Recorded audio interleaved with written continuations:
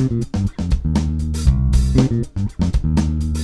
you really only produced a couple films now. This is like your second film. What was it about this subject that you really wanted to explore? It's such a heavy topic.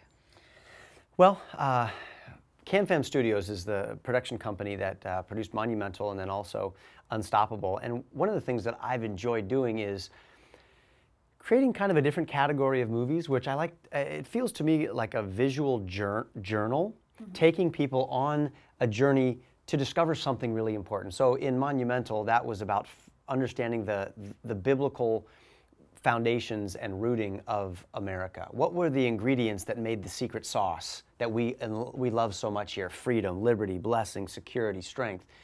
And in Unstoppable, it's a very true, transparent journey to understand the answer to why does God allow bad things to happen to good people?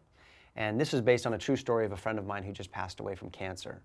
And so I went to his funeral and his burial. And on the way, I'm wrestling with this question because as a Christian, I know that God is good, but I don't always understand why he does the things he does, or why he doesn't heal someone when thousands of people are praying that he would. And that's what I enjoy doing, is tackling difficult subjects, controversial subjects, and helping people to get through the other side with their faith being strengthened.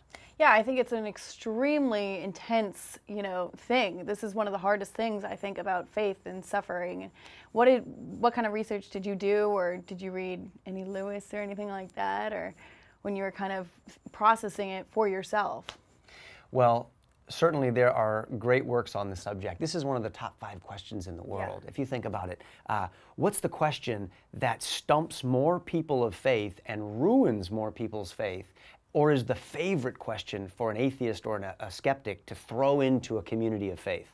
And that's this one, the problem of evil and suffering. How is a God of love allowing evil or suffering to take place? And I've read some great books. Randy Alcorn's got a great book called If God is Good. Some of the great divines of the past have written magnificent works on the subject. Modern day pastors have got great books to help us through these things. One of my favorites is When Life is Hard by James MacDonald. But ultimately, I believe that the only one who can answer that question with authority is God. And so I wanted to look at his book, his work on the subject. And his work is not just a verse or a story, but it's the entire scope of history, showing that pain and tragedy began with a couple in a garden and has never stopped all the way through till today. But the amazing thing is that if you climb up to the 100,000-foot level and look at all of the pain and tragedy, you'll see that God has not been vacant off on a cloud strumming a harp while we deal with pain. He's been right in the center of it, in the middle of it, and he's never taken his hand off the wheel. And somehow he's working all of it together for our good and to accomplish his purposes. Yeah, I think it's a great name, Unstoppable, because you guys actually had some difficult, something with Facebook, banning it and stuff like that. Tell me what happened there. Yeah, they tried to stop Unstoppable, and it just didn't work. What happened was I tried to let people know through my Facebook page that the trailer to the movie was online, but Facebook wouldn't let me post the link to the trailer. Wasn't really sure why, but when I told everyone on Facebook, they responded by the millions, and Facebook finally reinstated us, but then YouTube shut down the trailer, labeling it as unsafe and abusive, which is great for bad stuff if you want to report a bad video, but this is a movie about faith, hope, and love. I'm not sure what was unsafe about it. Yeah, I wonder why there's so much opposition. I think it just might be that there's people who don't like me and they don't like the kinds of movies that we like to make that strengthen people's faith in God.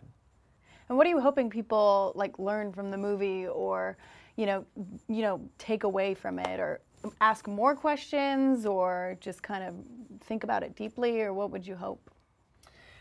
Exactly. I would like for people to, first of all, believe that it's okay to ask the question why.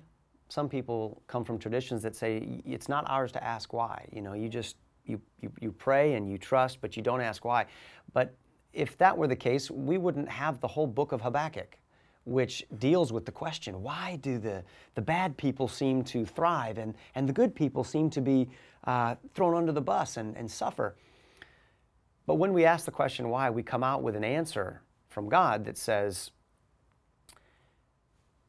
you may not understand why I do the things that I do, but I'm good and you can trust me.